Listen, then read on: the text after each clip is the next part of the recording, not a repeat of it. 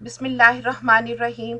सलातुल तस्बीह एक नफली इबादत है। नफली इबादत और फ़र्ज़ इबादत में फ़र्क ये है कि फ़र्ज़ इबादत की जमात मस्जिद में होती है जबकि नफली इबादत की नहीं, क्योंकि ये नबी करीम सल्लल्लाहु अलैहि वसल्लम से साबित नहीं है कि आपके दौर में नफली इबादत तसलसल से जमात से हुई हो।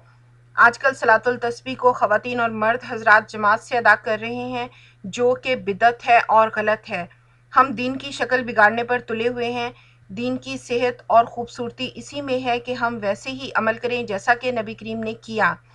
अल्लाह का हुक्म नबी के तरीके से, अगर अल्लाह का हुक्म नबी के तरीके से नहीं तो इस्लाम भी नहीं। इवन कि हम सुन्नत भी मस्जिद में अदा नहीं करते तो नवाफिल के जमात के साथ अदा करने का तो सवाल ही पैदा नहीं होता। आप ये नमाज पढ़ सकते हैं लेकिन अकेले, जमात के साथ नहीं।